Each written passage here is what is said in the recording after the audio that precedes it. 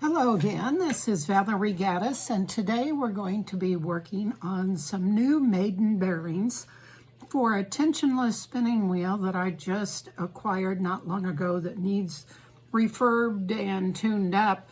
The maidens have square holes. Traditionally, I prefer corn husk bearings. Square holes indicate that was likely leather straps or leather bearings.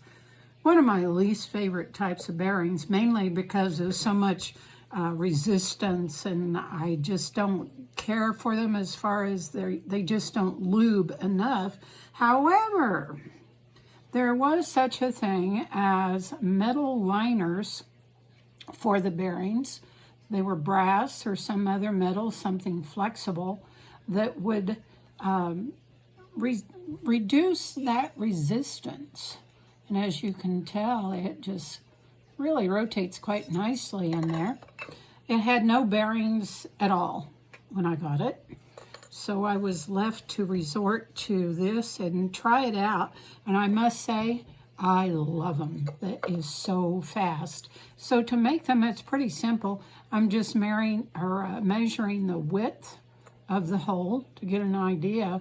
Now on this one, it is more narrow on the back side, so it kind of tapers down.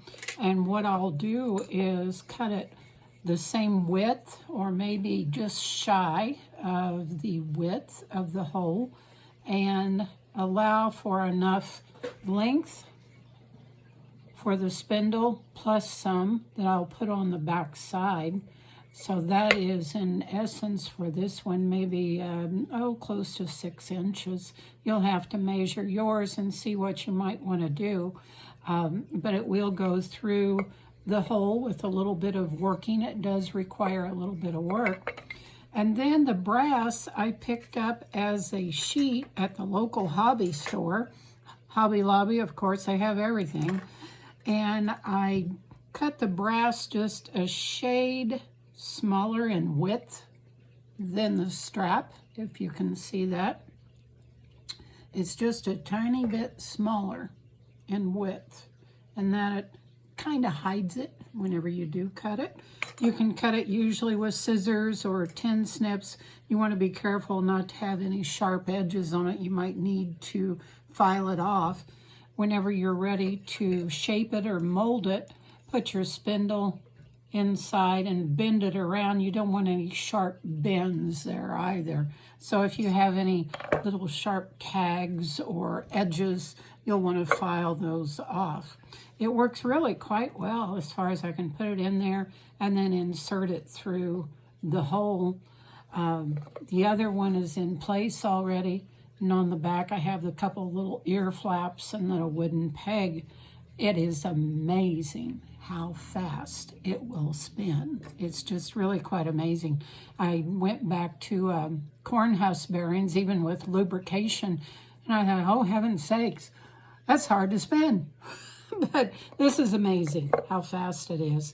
I used some leather from some old hiking boots that I had.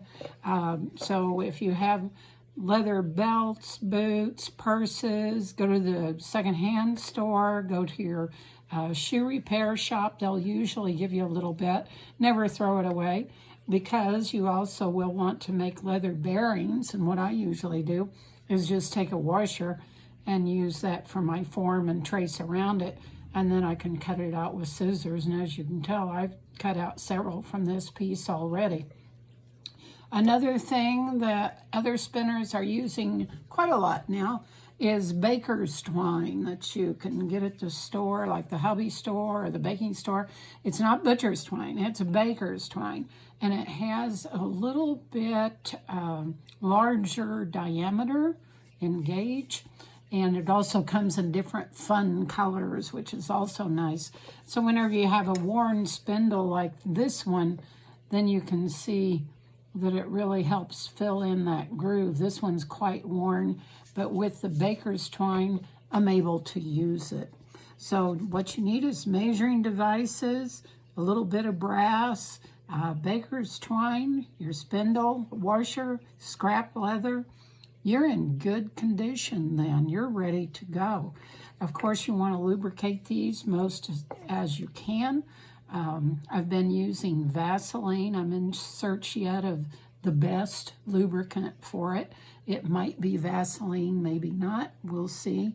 But it needs to have some kind of viscosity to it. Otherwise, it's just too thin and doesn't work real well. So I hope this helps some people out. I think you'll enjoy the liner bearings. If you don't have liner bearings, you might even try going to the hardware store and picking up some nylon bearings that would fit your spindle. That might be fun to try too. We're just always doing experimental archaeology, as some people would say. So happy spinning.